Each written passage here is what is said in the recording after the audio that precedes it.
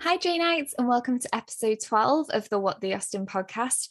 We have a really fun episode lined up today, and my part-time co-host, Caily from Half Agony, Half Hope, is back on the pod. So welcome back, Caily.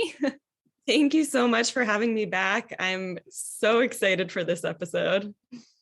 Yeah, so today's episode, we're actually going to be playing the role of the sorting cat and placing our beloved Austen heroines into their Hogwarts houses. So yes, this will be a Harry Potter times Jane Austen episode.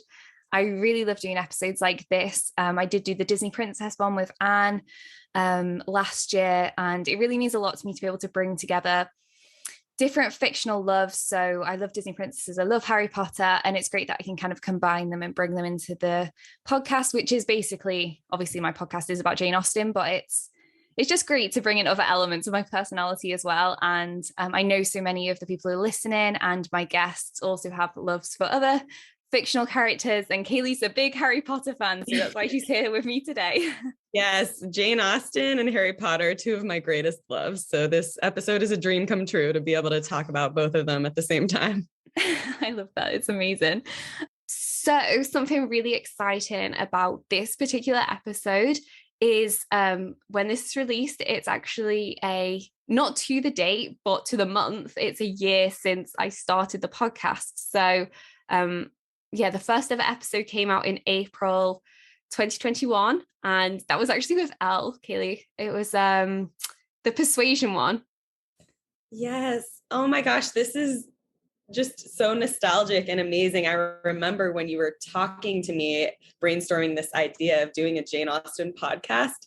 And I loved that so much because I'd been searching for Jane Austen podcasts previously, and I couldn't find very many. And I was so excited that you were doing it. And then I remember this episode came out with Elle on Persuasion, and it was so good. And then you invited me to do the following episode. And our first episode together was the Colonel Brandon episode. And I remember that was the first time that we had seen each other face to face. We still, because we had always connected over Instagram, but we finally got to meet virtually. And then someday we'll get to meet in person too. No, absolutely. It's just so nice to see it come full circle, and it's just lovely to see how much it's grown as well, how much support there's been for the podcast and everything. I really appreciate it because I really do put a lot into it. A lot of heart and soul goes into this. I love making this content, but also I'm excited to see how it goes on, and Caily's going to keep coming back because I keep bringing it back, and so is Elle. So I love it. And it's been amazing to see all of the comments and messages that you've gotten from people all over the world. I love seeing the comments from Austen fans from all over, and just seeing everyone's insight and reactions to the podcast. And how many listens did you say you got to? Was it, I saw in your story that you reached we're over 3,500 now. So which is amazing because I genuinely thought my mum would be the only person that listens in, and actually some of you guys are more loyal to the pod than my mother is. So it's good to see, that there's people listening. I mean, I'd probably do it even if there wasn't, but it's just nice to know that other people want to listen to Austen content, and I love it.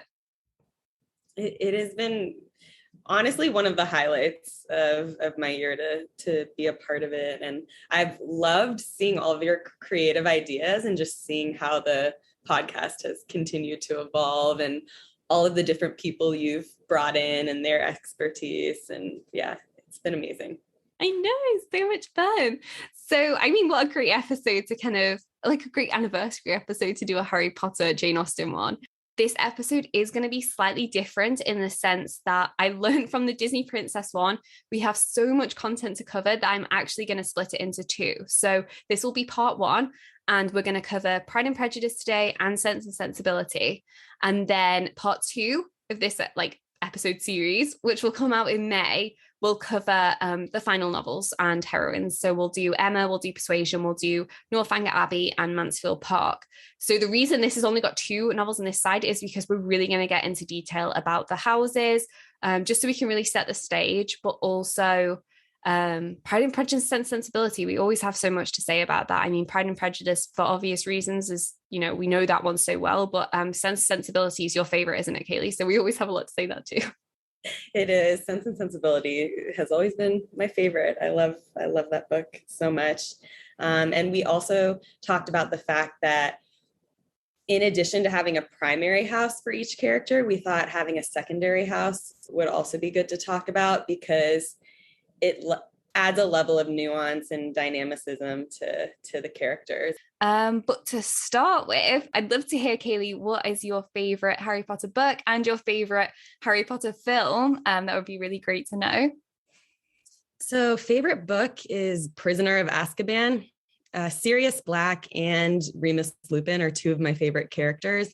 And I just love when the Marauder's map is introduced. And I love hearing about Harry's dad's friends at school. I've always been fascinated by them. And I always wished that J.K. Rowling would write one prequel where we'd hear more about James, Sirius, Lupin, Pettigrew, Snape, Lily, their experience at school. I've always been really fascinated about that. And I was thinking about the movies. To be honest, I've read the books more than I've watched the films, but I think I also like the Prisoner of Azkaban film the best as well. I think it's really well done. Love the scene where Hermione punches Draco in the face. I think that's the movie I've seen the most, right? True. Yeah, pure Gryffindor moves right there. Yeah, no, absolutely. It's actually my brother. He really likes that one as well, because he likes how kind of dark the aesthetic is in that film. I think it is actually the director's different for that one, and I think, or the producer or something, and that's why it really shows like it is very different than the first two. So yeah, absolutely. So my favorite book is actually Order of the Phoenix. That's my favorite book, even though it's like massive. I was like so shocked. I was like, oh my gosh, it's so long. But that is actually my favorite book. And my favorite film is Goblet of Fire. Okay. Such a comfort watch. Yeah, honestly, I love the Harry Potter films as well. It's such a comfort watch for me. If you ask my boyfriend, I watch them so much, just on repeat. It doesn't matter to me. I'm a bit like that with Twilight as well, but yeah, I love a fantasy film rewatch. It's that's my go-to.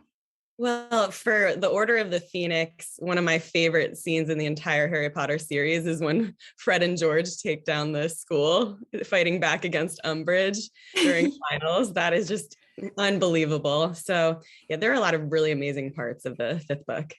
Yeah, absolutely. I think so. Do you have a favorite character? Oh, wow. Lupin.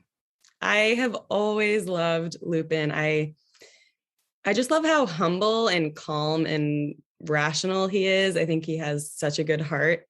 And I think he's such a good mentor to Harry. I love the scenes in The Prisoner of Azkaban where he helps Harry develop his Patronus. Yeah, I think Lupin. How about you? Yeah, I do really like Lupin. I think because his own story is like quite tragic and sad, and he's got a lot to deal with himself. I just love how supportive he can still be of Harry. And I think he is the more composed out of him and Sirius. So I think they make a good team. They both kind of offer Harry what he needs, the more level-headed, calm parent, and then the more outgoing, exciting parent. That's such a good way of looking at it. Yeah, they're both father figures to Harry in different ways. But you're right. I think Lupin's story is so tragic, yet he has this positivity, optimism about him and this level of resilience. So yeah, agreed. My favorite character actually is Luna. I actually have her wand. It's on my bookshelf behind.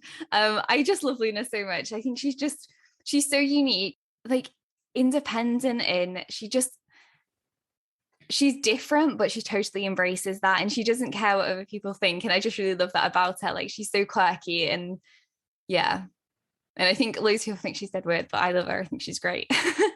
She's so endearing, and you're right. She has this sense of self where she's not afraid to be an individual and be independent. And I think that's such a good message for teenagers and young people growing up. And she's also, people underestimate her because they think she's loony, they call her loony, but she's so wise. When it comes to the big things, she gives the best advice. Absolutely. And I think actually she's a really important friend to Harry as well. And I think because she's different and Harry's different in his own way, I think they find like a common ground that maybe they don't actually, both of them don't really fit in. They both can't be understood by everybody. And I think that's why they understand each other. Absolutely. I think they both, Luna is another one who's very optimistic and positive, but both Harry and Luna have undergone intense tragedy that other people don't understand. Like the fact that she's the one who tells him that he's not crazy for seeing the Thestrals. They both have had parents who have died, and they have a special bond over that, Ron and Hermione just can't understand. Yeah, absolutely. I agree. Okay, so like I said, we're going to intro all of the four houses. What I'm going to do is start with Gryffindor. So the Sorting Hat's words about Gryffindor go as such. You might belong to Gryffindor, where dwell the brave at heart. Their daring, nerve, and chivalry sets Gryffindors apart. So Gryffindor's kind of like the main house in the Harry Potter series, I'd say, because all three protagonists are in Gryffindor. And obviously the fact that Harry's in Gryffindor makes a pretty significant impact. It's the house that we see the most of. We see their common room the most. You have some other thoughts on Gryffindor. Would you like to share? Sure. I was thinking it's important to talk about the strengths of Gryffindor, but then also the weaknesses so that we can really understand the full character. So Gryffindor's, I wrote down the external trait is bravery. The core value is justice. The flaw is an impulsivity. And then the element is fire. So just some common traits of Gryffindor. The biggest one is bravery.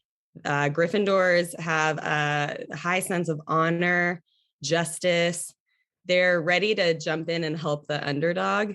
And they have a lot of nerve and daring. They're the protectors. They're the defenders of honor. And they have a huge ability to focus on the difference between right and wrong and defend what's right in their eyes. They often challenge authority. They have a great sense of heart. And then I would say the weaknesses of Gryffindor, they can often be impulsive. They think before, or they act before thinking. They can be reckless, a little bit hot-headed, and short-tempered. Anything you'd want to add to Gryffindor? You literally covered all of the points that I had on, and their animal symbol is a lion, which I think really represents them. Again, that bravery, but also a bit of that kind of hot-headedness, that recklessness that comes into it as well. So, but also the protectors. Like I feel like they really stand in that position where it's like they're willing to stand up for people and to stand up for what's right. That's right. And adding on to that, I read one article about Gryffindors, and someone explained them as being the social justice warriors. A lot of people don't understand why Hermione's in Gryffindor over Ravenclaw, but she's the defender of the house elves. And so Gryffindors advocate for the underdog and protect the underdog. So I thought that was an interesting way of looking at it. Oh, yeah, no, I love that. That's such a good point. Okay, fabulous. So the next house that we're going to intro is Ravenclaw. So the Sorting Hat's words on Ravenclaw go, yet in wise old Ravenclaw, if you've a ready mind, where those of wit and learning will always find their kind. So that's what the Sorting Hat says about Ravenclaw. So I'll pass over to Caily again. Okay, so for Ravenclaw, the external trait is intelligence. The core value is knowledge.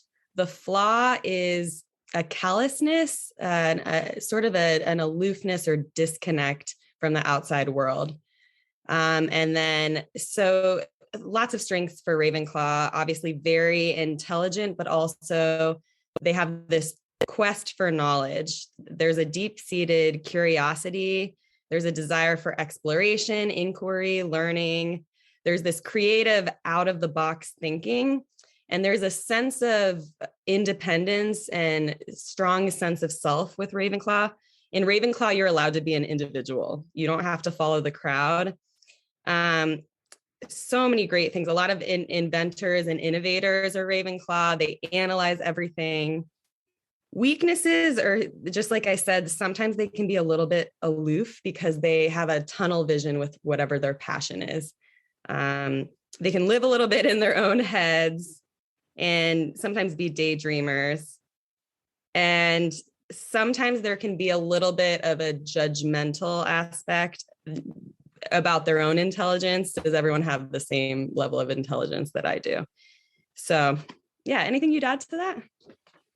I think something that I did pick up on when I was kind of researching a bit more about Ravenclaws, I thought was really interesting, is there were a few Ravenclaws that aren't necessarily the most intelligent, and people are always surprised they're in the house. So a couple of examples would be Gilderoy Lockhart, who comes across as a bit of a buffoon, and also Cho Chang, even though she's kind of an average student. She doesn't stand out like that much like Luna and Hermione as being really intelligent.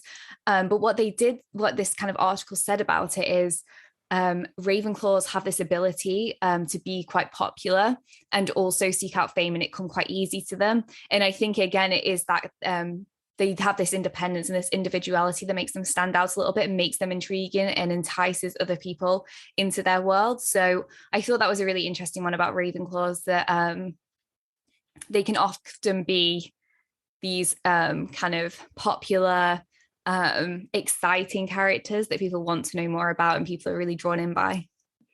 I love that you brought up Gilderoy Lockhart as an unconventional Ravenclaw. I think that's so interesting. I'm glad you brought that up.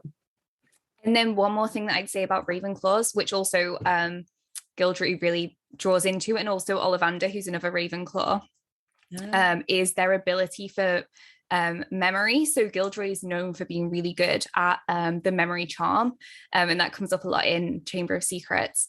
But also Ollivander has he remembers every one that he's ever sold to which wizard. That ability to remember things is a really strong Ravenclaw trait, I'd say, as well. So I just wanted to add that one in. Oh my gosh, the memory charm, the fact that he was so good at those, that makes so much sense why he would be a Ravenclaw. I'm so glad you brought that up.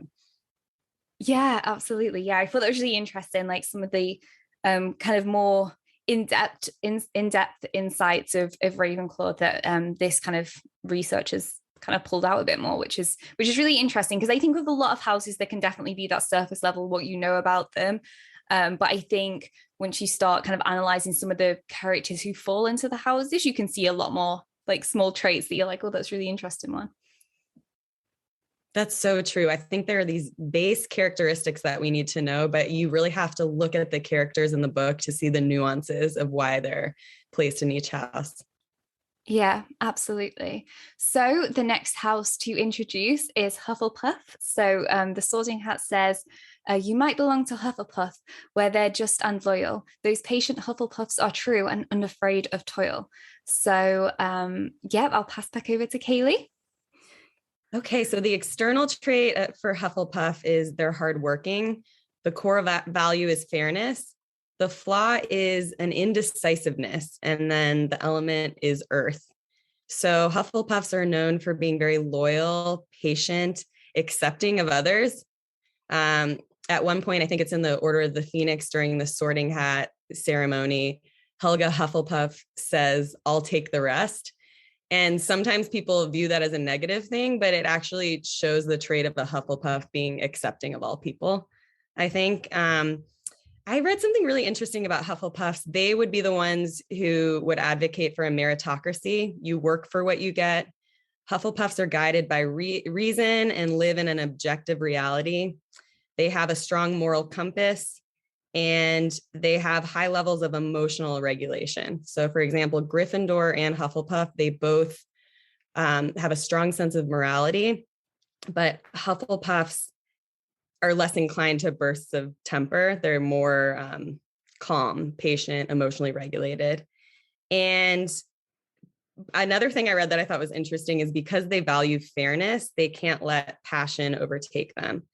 And so they really, another thing that I read that I thought was interesting is that they could be best suited for positions of power or authority because of they have this adherence to fairness and equality, but they often don't take those leadership roles because of an indecisiveness. So that's where kind of the weakness comes in. Hufflepuffs sometimes can be a little bit naive, easily influenced. Sometimes Hufflepuffs are described as pushovers and just have difficulty making decisions because they're so accepting and because they are so good at weighing different opinions. Oh, that's such a good summary. Yeah, I can definitely see for a lot of Hufflepuffs that it's very in comparison to Ravenclaw, it's very difficult for them to know their own mind. I think you see that a lot with characters like Cedric, the fact that he kind of goes along with the fact that people are teasing Harry, even though he sees Harry as a friend still and doesn't actually feel that way himself, he still goes along with it. And I think you also see it a lot in Fantastic Beasts with Newt. He kind of gets drawn into things that he wouldn't necessarily have done himself, but he's really he just kind of goes with the flow because other people kind of have that more stronger personalities. And I think that's definitely a Hufflepuff trait for a lot of the characters, that they kind of go with the flow and they're kind of overpowered by some of the more extroverted houses. I completely agree. I think that those were both really good examples of Cedric and Newt. Absolutely. So we have one more house left, and that house is Slytherin. So the Sorting Hat says about Slytherin, or perhaps in Slytherin, you'll make real friends. Those cunning folk use any means to achieve their ends. So Caily? The external trait of a Slytherin is ambition. The core value is success. The flaw is maliciousness, and the element is water. So first of all, I think that Slytherins have a really bad reputation generally, and I don't think it's really fair.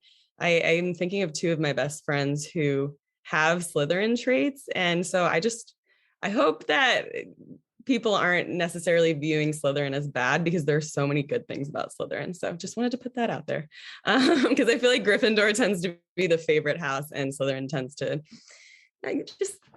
people are hard on Slytherin. So some of the positive qualities of Slytherins, they're the sense of cunning.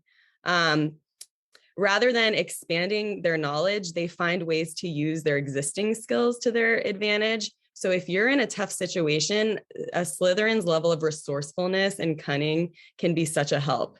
They can make the best of any situation, and they turn bad situations to their advantage. They have a huge amount of determination. They have a goal, and they will do anything to achieve it. Some of the weaknesses are Slytherins can have Machiavellian tendencies of the end justifies the means. So they're so focused on their goals that sometimes they can do morally ambiguous things to achieve them. They often can be out for themselves, so they can be a little bit power hungry. And then because they're focused on success, that can be conflated with viewing status as success. So sometimes there can be some discrimination. So when you think about how many Slytherins are focused on the ideal wizard as a pure blood wizard, Slytherins can sometimes be overly focused on status and view themselves as better than others. Yeah. No, that's such a good point. I love that. I think another good strength of Slytherins is that they can fall quite naturally into leadership roles. And I think that's part of their ambition, but also they're so resourceful. And I just think that they're able to kind of, I don't want to use the word control, because I think that's that's not the right term, but I think they're able to kind of captivate a wider audience. I mean, a really good example of this, although not morally right, is Voldemort. Like, he's able to get this massive following of people that he can kind of bring on board with his ideas. Like, if you think about it, all of those characters, they're not all necessarily skewed on the moral compass. But what he sells is that vision. And I think that's a really strong trait of Slytherins. They're able to sell a vision and they're able to gain followers who agree with what they're saying. I completely agree with you. I think certain Slytherins are great with leadership because they have, I can't remember if I said this before, but being shrewd is a huge strength of a Slytherin. They're highly intelligent, but it's in a way that's different from a Ravenclaw. Sometimes Ravenclaws are highly intelligent, but sometimes they can be a little bit separated from reality. They're a little bit more in their head, where Slytherins really have this down-to-earth, shrewd intelligence that can help them in leadership roles and can help them build respect and build a following. Absolutely. It's like an intelligence that can actually be implemented as opposed to an intelligence that's kind of will forever be in your head, if that makes sense. It's not something that can be brought into like reality, whereas Slytherin's intelligence definitely is a little bit more practical, I'd say. Yes, that was a great summary of what I was trying to say. Ooh, that's great. So that is all of the houses kind of wrapped up there, which is great. I think that's a really good place to start, is we just kind of set the stage for the characteristics, especially if you just needed a bit of a recap. This is my dream come true, I just want to say. So we're going to start with Elizabeth Bennet for this one. A couple of things that I'd say for Elizabeth are intelligence. She's very lively, wit, she's playful. She definitely has her own mind and she can often be quite stubborn. I think she even admits to this herself. There is one quote there. She says, "There is a stubbornness about me that never can bear to be frightened at the will of others. My courage always rises at every attempt to intimidate me." And I think, I love how self-aware Elizabeth is, that she knows that this is like one of her flaws. Like, she is really stubborn, and it's very difficult for her to let go of her preconceptions about things, unless she's really like hit her on the face with it, like Darcy's letter. I think she holds on to it and she fights for it. She's like, no, this is correct. I think that's why it's so embarrassing for her when she's proven wrong. So yeah. Do you want to add anything on Elizabeth? I think you did a great job describing her. I actually picked that quote out too. I think it's so important in defining who she is. I would add, I love what her father says about her at the beginning of the novel. He says, "Lizzie has a little more wit than the rest, but then again, he may prefer a stupid wife."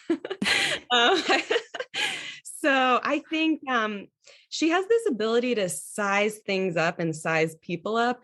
She knows right away that Bingley's sisters are snobby and not very nice. She can anticipate things, and she's very intelligent and witty. I agree with you. I also think one of her biggest strengths is her courage. You think about her financial standing and her social status, and the fact that she's able to stand up to refuse Mr. Collins, even though there's all this pressure to marry him because the estate is entailed away to him.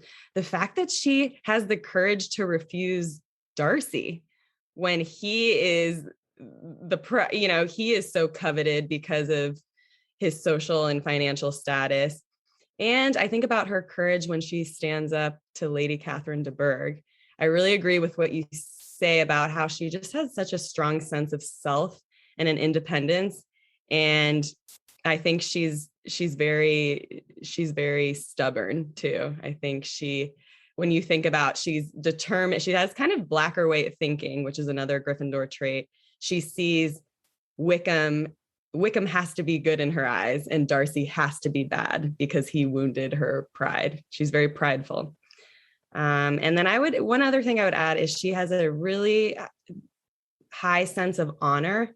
So the fact that she thought that Darcy dishonored Wickham, that made him a villain in her eyes. But then when she read his letter and she saw that Darcy's honor was redeemed, that was so important to her. And I just think her sense of honor too, you really see that when Lydia runs away with Wickham. Lydia is not affected by that at all, but Lizzie is. She's always thinking about what is the honorable thing to do in a situation. So yeah, I definitely have two houses. I really think she's quite a hybrid, but so I'm curious which two houses you think she's in. I've got a feeling we're going to pick the same houses. So for Elizabeth, I've picked Ravenclaw and Gryffindor. Ravenclaw, yeah, I thought you may have. I could just tell from how you were describing her, I thought you may have picked the same ones. My Ravenclaw traits for Elizabeth is definitely her wit. She's very intelligent, and obviously she loves reading, which is quite a strong Ravenclaw trait. And yeah, so I think she definitely has those Ravenclaw qualities, but I think you're right that I think the deeper side of Elizabeth really shows her Gryffindor traits. It is that bravery, that honor, that courage, like you were saying, the fact that she's able to reject Collins and Darcy. I think also her playful side maybe falls into both houses, but I think the fact that she's really able to have her own mind and stick to her guns with what she believes in is very much a Ravenclaw trait. So I really like that about it. And also what I think is she's very similar to her father in a lot of ways. I think her father's a very through and through Ravenclaw. Yes. So I think that's where her Ravenclaw side comes from.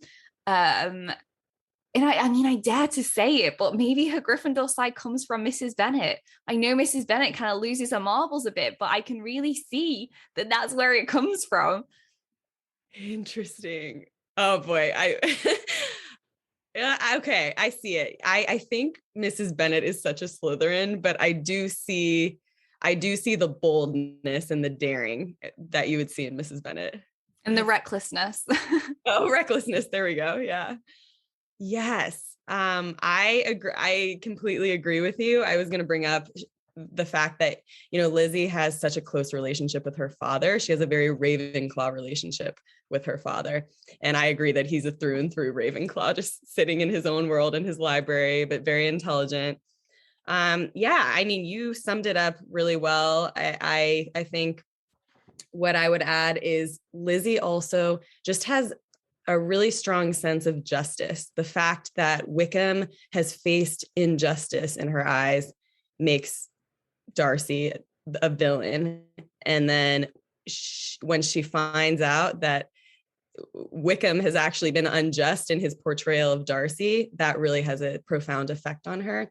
And I would say another Gryffindor quality to Lizzie is she fiercely defends the people she loves. Think about how much she protects Jane and how upset she is with Darcy for slighting her sister and making her sister unhappy by taking Bingley away from her. So I think Lizzie just has a strong sense of justice, loyalty.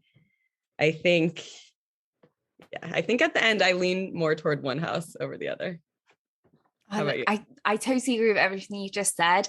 It's so much stronger than like a Hufflepuff sense of right and wrong and justice.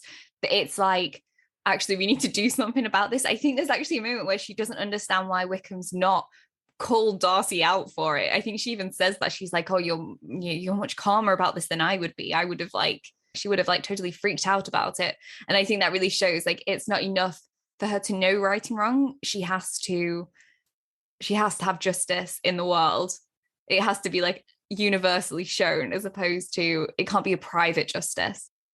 Yes, she has to act on it. And if you think about it, she is, even though she's playful and lively and sweet, she's a hothead. Think about the way that she jumps in and rejects Mr. Darcy. She's a person of action, and she will speak her truth.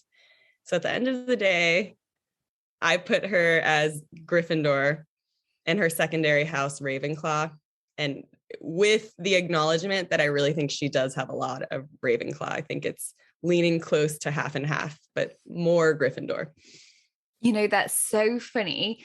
When I did like the research myself and I was sitting down thinking about it, I actually put Ravenclaw first, but now we've talked it through, I agree that I think Gryffindor's her primary house and Ravenclaw's her secondary one.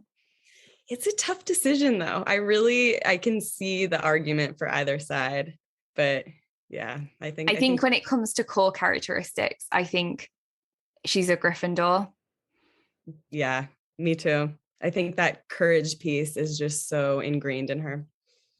Absolutely. Ooh, I love it. I'm excited to see everybody else. I love it when my ideas and thoughts can change like mid-recording. I love that. I'm just like, actually, let's gone out the window. I've got new ideas now. I'm so excited too, because I spent more time than I'd like to admit thinking about this. And it's a lot harder than you think it'll be. I'm sure you're going to change my mind on other characters. I kept going back and forth. Yes, I know. I feel like very much like the houses, when you just look at it at surface level, you think, oh yeah, it'll be easy, I can like place people. But you're right, when you start actually thinking about it and actually pairing like characteristics up, it's so much harder to place people. I am actually glad I'm not the sorting hat, because it would be a pain in the bum. Like, it's so difficult to do this on individuals all the time. It's so true. You'd agonize over it. Absolutely.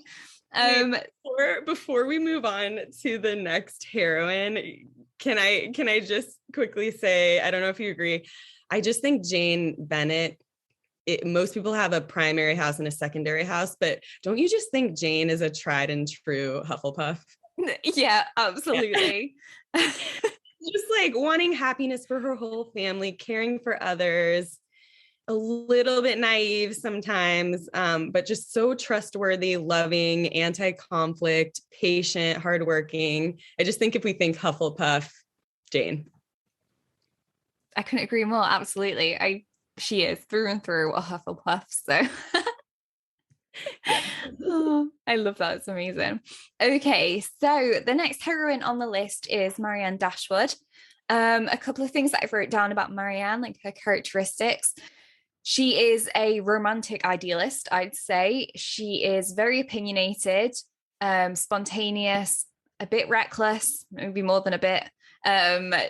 She is slightly naive, and she is, I think, very strong-willed. And in the same ways as Elizabeth, I think she is a bit of a protector, especially of her family, of Elinor, of what's right and wrong. She's got such strong views on that. I think even it goes a little bit too far at times. I think her ideas about marriage, second marriage, marrying people who are older, I think you definitely see her ideas of right and wrong are slightly skewed, which I'll come on to a bit more, because I think that links into her houses a bit. Your thoughts? I think that was a beautiful description of her. I agree with you. She also has this strong sense of justice in ways that are not necessarily socially wise. For example, I think about when Mrs. John Dashwood came to their house right after their father died. Marianne just sees how inappropriate that is and insensitive, the way Mrs. John Dashwood is acting. And remember, she has that scene where she's like, is the silver to your liking? And she really has this strong sense of what is morally right and what is morally wrong.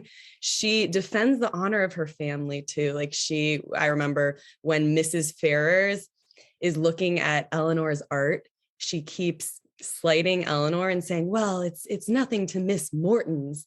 And Marianne starts crying and says, who is Miss Morton to us? We're talking about Elinor. She does anything she can to defend the honor of the people that she loves, even though she doesn't realize that it actually makes Elinor more embarrassed. Marianne has such a fierce loyalty to the people that she loves. So I agree with you. She strong sense of justice, strong sense of what she thinks is right and wrong. She has a lot of black and white thinking. She was determined to see Willoughby as good and Colonel Brandon as old and unsuited for her. She has a lot of impulsivity. She goes out on that walk. The day that she sprains her ankle, she's out in the elements and she insists on continuing to walk. So she has this impetuous quality to her. She kind of low self-regulation. She also, exactly like you said, did you call her the romantic idealist? Is that what you said? Yeah. That's such a great way of summing it up. She's very creative and she has these intellectual ideas. She has particular poets and authors that she loves. She loves her music. She lives in her head a little bit in that way. So that's how I would overall summarize her. Okay, interesting. I think we're going to differ on our houses here. Okay. I love it. So the two houses I've gone for are Gryffindor and Slytherin. So yeah, I thought we might differ there. So for Gryffindor, it's very much about that sense of honor that we were discussing about her family. I think she's got a lot of courage and bravery. She's able to pick herself back up after the Willoughby thing. It does take a little bit of time, but she is able to bring herself back around. I think between her and Elinor, I think she's really got that main protagonist feel about her. And I think that also speaks to more of a Gryffindor trait of being that protagonist, not the supporting role, but the main role. And I think also some of the negative sides of a Gryffindor, such as being a bit stubborn, hot-headed, she definitely has that. She's totally reckless. But I do think she has a lot of Slytherin traits. Oh, okay. Yeah, I do. There's, I think I don't want to call it snobbery because it's not, I don't think that I think she feels herself to be superior in, like the way that she lives her life and her morals. I think I think that's why she looks down a little bit on Colonel Brandon to start with. So I think it's maybe a bit of ageism, etc. But I think she has a superiority about youth. Her and Willoughby together, I think he brings out more of her Slytherin traits, to be honest with you. But I think there's an arrogance about them, and I think that's quite a kind of the more negative side to a Slytherin, which I think is drawn out quite a lot. I think that she's quite ambitious in the sense that once she's kind of locked onto Willoughby, she falls for him. She is going to go for him no matter what. Like, that's totally her drive. And I feel like she gets so locked on it that she ends up doing things like embarrassing Elinor or embarrassing the family, because she's become so narrow-minded about it. Like, she wants Willoughby and that's her main objective and goal. And I think that's very much a Slytherin trait, that they can get locked onto something and really fight for it, even if it means kind of maybe upsetting a couple of people along the way. I see why you say that. I think Marianne is extremely self-involved. Luckily she's one of the characters, I think, of all the heroines that has the most character growth throughout the novel, but she is very self-focused. And I think that can be a Slytherin trait sometimes. So I think you have a good argument there. And what you said about she's focused on her goal. Her goal is to be with Willoughby, and her ambition for love. She has this idea of this perfect love that she wants, and she'll do anything to get it. So I think I see why you are thinking that. I didn't think that myself, but I think you have a good argument. I think she's a combination of Gryffindor and Ravenclaw. And I find that so interesting that I think it's the same differing levels, but I think it's the same hybrid as Lizzie because they're such different characters.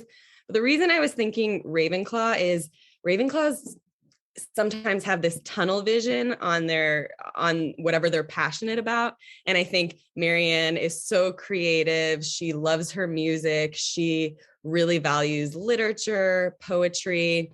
She is an intellectual. And so I think, and she's a bit of a daydreamer. She lives in her own world. And I think that she values those things. That's why I would put her in Ravenclaw. But I think primarily, I think she's a tried and true Gryffindor with the sense of justice, she's really at the beginning of the novel an immature Gryffindor. She has a lot of the impulsiveness, the impetuousness, the black and white thinking. Yeah, very much a very much a Ron. A Ron, yes. So, yeah. No, I love that. I thought you were going to say Ravenclaw. I just knew it. I was like, I know she's going to say Ravenclaw. And I 100% get why you pick Ravenclaw. And I did play around with that originally. I was like, maybe a Ravenclaw. But I think some of my more recent rereadings of Sense and Sensibility, I've started to get the feeling that Marianne's intellectual love and feelings is very surface level. I don't know what it is exactly, but it's not. It's as if every time there's something kind of intellectual, like reading poetry or the music, it has to be very public for her. It doesn't seem like it's like something that she spends her time thinking about in private, that she's, really interested in that sense. You know how Edward Ferrars reads a poem and she has to like critique him. She's like, oh, he didn't read it as well as I'd want him to. And obviously when she's playing the piano, it's quite often for an audience. And so I think that she uses it more to build up who she wants to be more than who she actually is. Interesting.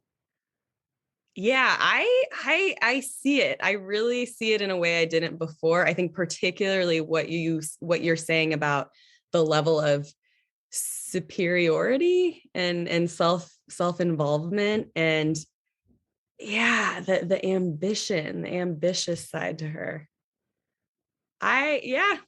I see it. I think that's a really good argument too about the qualities that are traditionally Ravenclaw.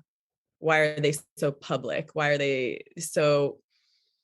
Yeah, it's almost like she's putting on a show about them as opposed to really having them internally. Yeah, I think because if you compare it to Elizabeth, I think Elizabeth's intellectual mind is very through and through. Like, because she's such an avid reader, she doesn't read for the benefit of other people and she doesn't care what other people think about her reading. She is honest that she's not that great on the piano. Whereas I feel like Marianne feels the need to be perfect at anything that's intellectual to the extent that it comes across as unauthentic. Yeah, I definitely see it. I think the only thing that's holding me back is I feel like Slytherins tend to be more calculated, and Marianne is so she's not calculated at all. She will say whatever is on her mind, even if it's not going to be in her favor socially. You know what I mean? Totally agree. I think that's I mean, to be honest with you, when all things are said and done, I agree that I think she's a Gryffindor.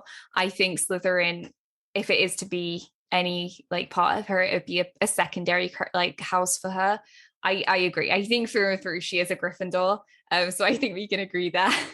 Yeah, no, okay. So we both think she's tried and true Gryffindor, but then she had for the secondary house, you think Slytherin.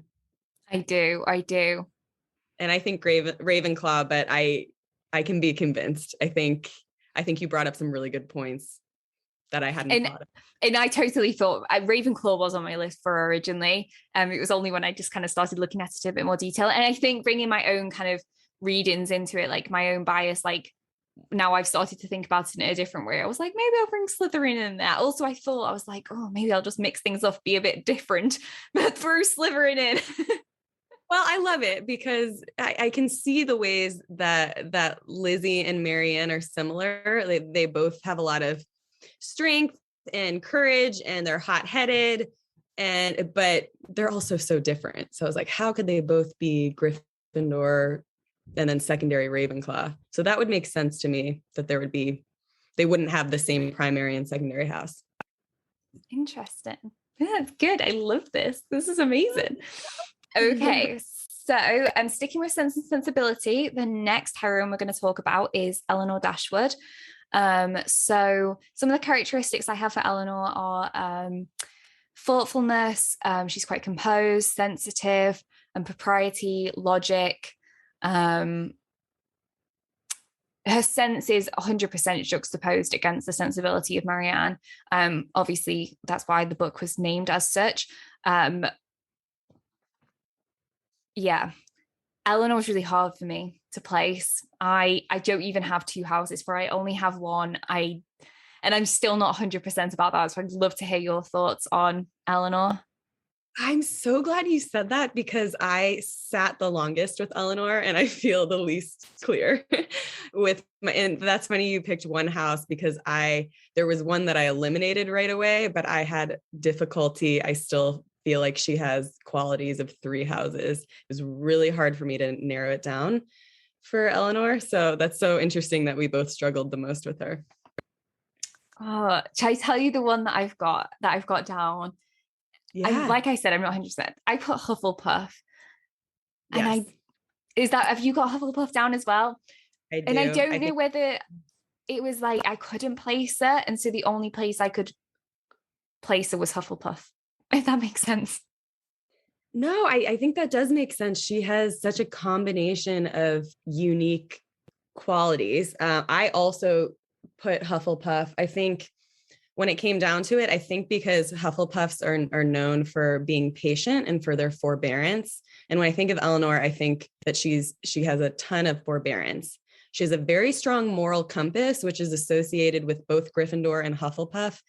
But I think Gryffindors are so impetuous and Elinor has so much self-regulation. So like when I think Gryffindor versus Hufflepuff, I think Gryffindor's higher levels of bravery that they enact, but low emotional regulation, whereas Hufflepuffs are more level-headed and higher emotional regulation. And I think that's such a huge part of Elinor that I think she has a lot of Hufflepuff. She's extremely hardworking, but that's not, I don't think it fully embodies her, just because when I think about the weaknesses of Hufflepuff are that they can be pushovers and naive.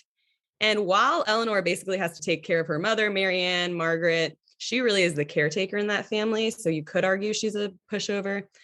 She's not naive. She has a strong backbone and she has extremely strong convictions. She knows who she is. And she's very practical wise. She's the one who takes care of the finances. She's the one who's pushing back when Willoughby tries to give Marianne the horse and she knows it's not practical. So I have her as a Hufflepuff Ravenclaw hybrid. What do you think about that? So I think some of the things that you just described in there, I mean, I thought you were going to say a Hufflepuff Gryffindor, actually. Yeah, I know. I think, and that's why I kept Gryffindor in there. That's why I was like, but she's three, because she does have a tremendous amount of courage. She has such a high level of honor, which is associated with Gryffindor, right? Like she loves Edward, but she really values that he stood by Lucy because it's the honorable thing to do.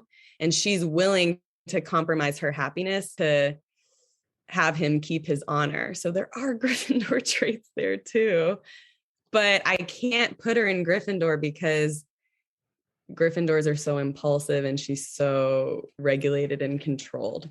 Oh gosh, that's so true. She's just such a hard one to place. And part of me was like, do you think it's because we don't get to see enough of her character? Do you know what I mean? Like, I feel like a lot of what we see about Elinor in reflection of other people. So it's like we see the way that she behaves towards Marianne's recklessness. So it's like more of a response as opposed to her views. I don't know if that makes any sense. Like sometimes I feel like what she does is a response because of those around her. The reason she has to deal with the finances is because she knows her mum's terrible at it. The reason she takes that kind of caring role is because their situation changes so much and she kind of steps into things that I'm like, is that actually her? Would that actually be her truest character? Because I think it's really interesting when she lets her guard down, how different she is. Do you know when Edward comes back and she eventually just like breaks down? I just think it's as if she bottles her truest self up so much. And I think maybe it's so hard to place her because we don't get to spend enough time with her alone. I totally see what you're saying in that she makes her life about other people. Like her life is about reacting to her mother, reacting to Marianne, managing everyone, making sure everyone else is happy. But you do get that sense while you're reading it of her internal anguish. You're right. She's never prioritizing what she wants for herself. And I thought it would be helpful to read the description of her at the beginning of the novel. So it says, about Elinor, she had an excellent heart. Her disposition was affectionate and her feelings were strong, but she knew how to govern them. It was a knowledge which her mother had yet to learn and which one of her sisters had resolved never to be taught. So yeah, there could be that argument. Is she a repressed Gryffindor? Because it does say her feelings are strong. And throughout the novel, there are moments where you feel how much she's struggling. So I don't know. I think some of the adaptations don't do her justice, particularly the 1980 adaptation presents Elinor as this very robotic person who has no feelings. But when you're reading the novel, you're like, oh my gosh, she has really strong feelings. She just has to keep them bottled up. Yeah, I actually think that's one of her main characteristics, is how deep and sensitive she is. I think it's easy to get sidetracked with Marianne's emotions because she's so outward about them. But I actually think Elinor's more sensitive, more deep than Marianne. She's just quieter about it. I think her main house is Hufflepuff.